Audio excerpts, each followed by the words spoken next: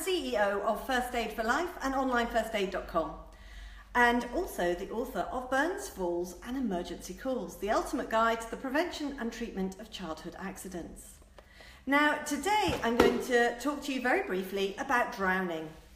Sadly, drowning is something that actually kills quite a few people and children every year, a frightening number, considering that we all think that we are a little bit more savvy around water.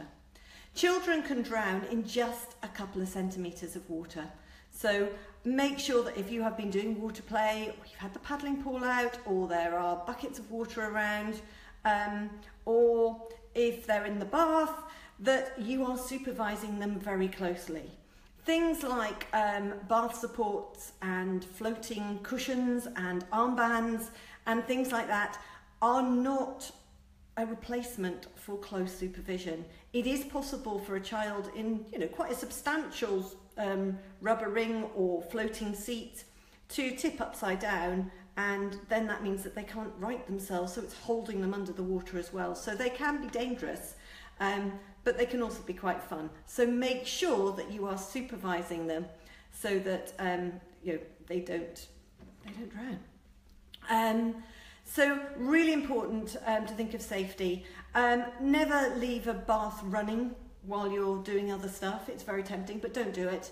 And as I say, always supervise. Don't even think, well, I can just nip out and grab a towel, because you may not be able to. And drowning, contrary to everything we see in the movies, drowning tends to be quiet. You don't hear them screaming and shouting and gasping and going under, particularly in children. Drowning is quiet, and so you may miss it. Another bit while we're on safety is children with long hair. If they are swimming in a swimming pool, please tie their hair up or encourage them to wear some sort of swimming cap.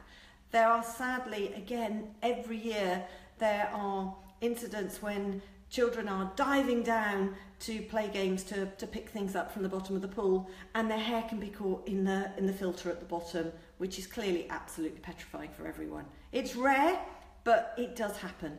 So take the precautions. And again, on safety, please don't drink. Pool parties are great, but if somebody is plastered and they are trying to swim, then it's not a good combination. Okay, so if someone is drowning, never ever put yourself at risk. If you're a trained lifeguard, then you will be trained in the best way to remove someone from the water. And you have to be careful, because a drowning person will be panicking, and it's very easy for them to pull you under in their panic. So you want them to roll onto their back, and you want to be as calm as you possibly can. You want them to encourage to float, and then you guide them back to the side. Now, the first aid I'm going to cover today is first aid once they are on poolside. So I'm not going into how to rescue someone in the water. That's very specialist, and that's something that you would learn if you were doing a lifeguard course. Okay. The other thing that there's just been a really big campaign on, which is again important, is cold water.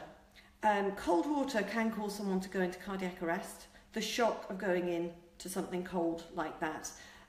So again, if you are diving in or jumping in, be aware that there will be the shock element if the water is icy cold. So just be aware. And if you fall in, there has been a recent campaign as well teaching you to just breathe and float before you try and swim, just to get yourself calm so you're not in that panic mode, and that way you're less likely to go under. And if you're wearing clothes, in those initial few seconds, they will actually increase your buoyancy until they become waterlogged, and then obviously they would drag you down. But initially, they will help in those first few seconds. So it's all about staying calm. Right, you've realised that there is a casualty unconscious in the pool, or you've realised someone's struggling and they're going under or whatever. But actually, let's say you've realised there's someone unconscious in the pool. You go in, you have someone that helps you, hopefully, and you get them out of the pool. You get them out, if you can, heads down, and you would get them down that way so that they are draining as you're getting them out. Okay, you would then put them on their back and check to see if they're breathing. So you would tilt the head and lift the chin. You would put your cheek above their mouth and nose, and you would look, listen and feel and seeing if they are breathing. Okay, you would expect at least 2 breaths in a 10-second period. You obviously be speaking to them and things, so this is someone that is unconscious. So you've established that they're unresponsive, you then look, listen and feel. You expect at least 2 breaths in a 10-second period. If you get those 2 breaths, then they're unconscious and breathing, and you would very quickly put them into the recovery position. They need to be over enough that they are draining, okay? And you would get emergency help on the way. You would also cover them with something to keep them warm. I would expect that there may well be vomit. They may well have swallowed some water and the water would be coming up. Generally, you don't, in the initial stages, have a lot of water in your lungs. But it's the vomit and that side of things that can cause the problem. Okay, if they're unconscious and not breathing, and you've established that so there's less than 2 breaths in a 10-second period, then you would be holding the nose and breathing into them. Okay, if it's a child. So if it's a child, you start with 5 breaths, and if it's an adult, you start with the compressions, unless you are a lifeguard who's been taught an alternative protocol, in which case you stick to that. But for the lay public, we keep everything the same as we do with all of the CPR, and you would start with 5 breaths for a baby or child and 30 compressions for an adult. You get someone to get an ambulance on the way, you get a defibrillator if there is one available, and you will be doing 30 compressions to 2 breaths, and you keep going until the paramedics arrive. Okay?